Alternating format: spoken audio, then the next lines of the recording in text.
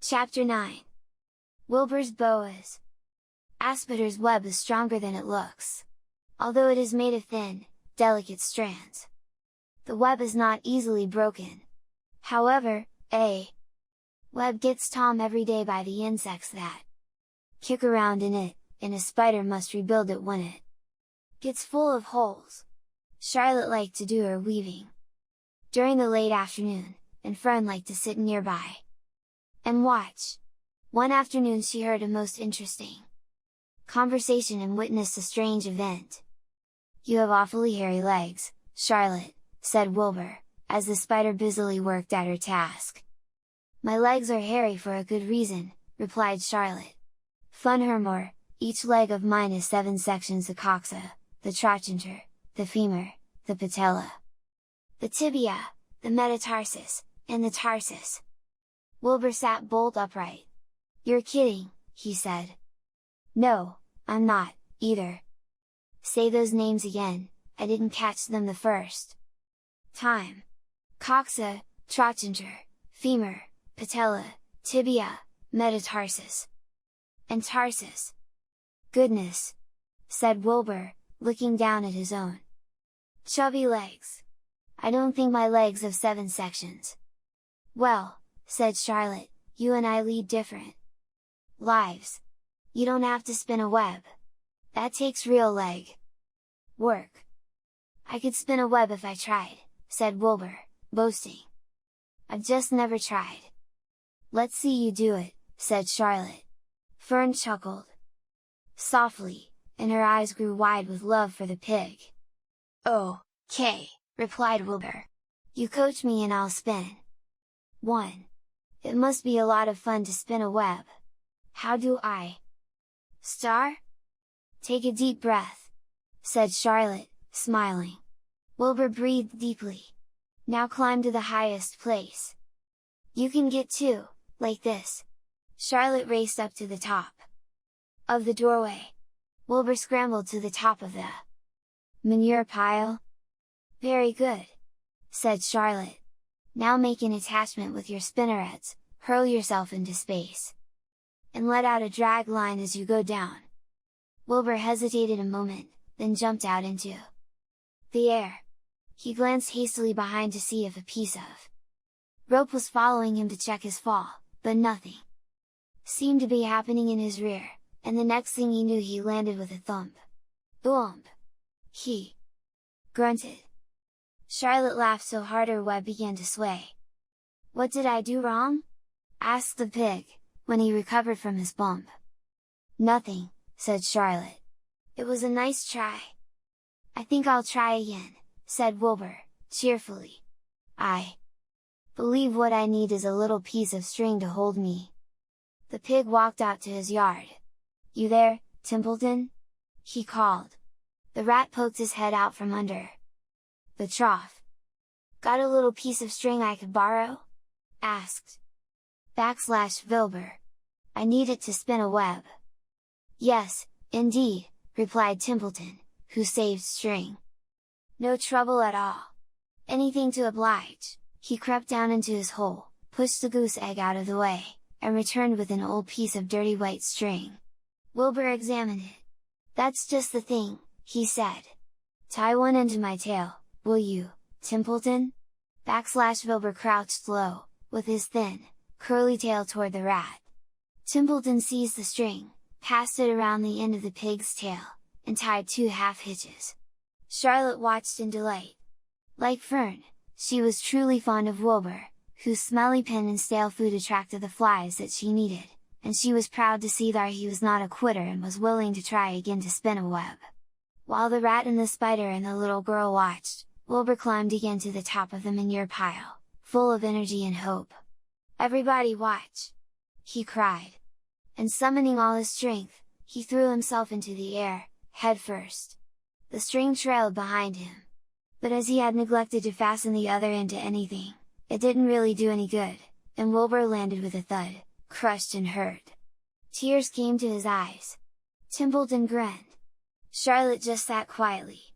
After a bit she spoke. "You can't spin a web, Wilbur, and I advise you to put the idea out of your mind. You lack two things needed for spinning a web. What are they? Asked Wilbur, sadly. You lack a set of spinnerets, and you lack know-how. But cheer up, you don't need a web. Zuckerman supplies you with 3 big meals a day. Why should you worry about trapping food? Wilbur sighed. You're ever so much cleverer and brighter than I am, Charlotte. I guess I was just trying to show off. Serves me right. Timbledon untied his string and took it back to his home. Charlotte returned to her weaving. You needn't feel too badly, Wilbur, she said. Not many creatures can spin webs. Even men aren't as good at it as spiders, although they think they're pretty good, and they'll try anything. Did you ever hear of the Queensborough Bridge? Wilbur shook his head. Is it a web? Son of, replied Charlotte. But do you know how long it took men to build it? 8 whole years, my goodness, I would have starved to death waiting that long. I can make a web in a single evening. What do people catch in the Queensborough Bridge, bugs? Asked Wilbur. No, said Charlotte. They don't catch anything. They just keep trotting back and fawn across the bridge thinking there is something better on the other side.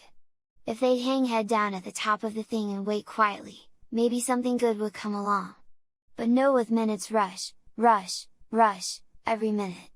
I'm glad I'm a sedentary spider. What does sedentary mean? Asked Wilbur. Means I sit still a good part of the time and don't go wandering all over creation. I know a good thing when I see it, and my web is a good thing. I stay put and wait for what comes. Gives me a chance to think. Well, I'm son of sedentary myself, I guess, said the pig. I have to hang around here whether I want to or not. You know where I'd really like to be this evening? Where? In a forest looking for beechnuts and truffles and delectable roots, pushing leaves aside with my wonderful strong nose, searching and sniffing along the ground, smelling, smelling, smelling. You smell just the way you are, remarked a lamb who had just walked in. I can smell you from here. You're the smelliest creature in the place. Wilbur hung his head. His eyes grew wet with tears. Charlotte noticed his embarrassment and she spoke sharply to the lamb. Let Wilbur alone, she said. He has a perfect right to smell, considering his surroundings. You're no bundle of sweet peas yourself. Funhermore, you are interrupting a very pleasant conversation. What were we talking about, Wilbur, when we were so rudely interrupted? Oh, I don't remember, said Wilbur. It doesn't make any difference. Let's not talk any more for a while, Charlotte. I'm getting sleepy. You go ahead and finish fixing your web and I'll just lie here and watch you. It's a lovely evening. Wilbur stretched out on his side. Twilight settled over Zuckerman's barn, and a feeling of peace. Fern knew it was almost supper time but she couldn't bear to leave. Swallows passed on silent wings, in and out of the doorways, bringing food to their young ones. From across the road a bird sang whip-poor-will, whippoorwill. Lurvy sat down under an apple tree and lit his pipe, the animal sniffed the familiar smell of strong tobacco. Wilbur heard the trill of the tree toad and the occasional slamming of the kitchen door. All these sounds made him feel comfortable and happy, for he loved life and loved to be a part of the world on a summer evening. But as he lay there he remembered what the old sheep had told him. The thought of death came to him and he began to tremble with fear. Charlotte? He said, softly. Yes, Wilbur? I don't want to die. Of course you don't, said Charlotte in a comforting voice. I just love it here in the barn, said Wilbur. I love everything about this place. Of course you do, said Charlotte. We all do. The goose appeared, followed by her 7 goslings. They thrust their little necks out and kept up a musical whistling, like a tiny troop of pipers. Wilbur listened to the sound with love in his heart. Charlotte? He said. Yes? Said the spider. Were you serious when you promised you would keep them from killing me? I was never more serious in my life. I am not going to let you die, Wilbur. How are you going to save me? Asked Wilbur, whose curiosity was very strong on this point. Well, said Charlotte, vaguely, I don't really know. But I'm working on a plan. That's wonderful, said Wilbur. How is the plan coming, Charlotte? Have you got very far with it? Is it coming along pretty well? Wilbur was trembling again, but Charlotte was cool and collected. Oh, it's coming all right, she said, lightly. The plan is still in its early stages and hasn't completely shaped up yet, but I'm working on it. When do you work on it? Begged Wilbur.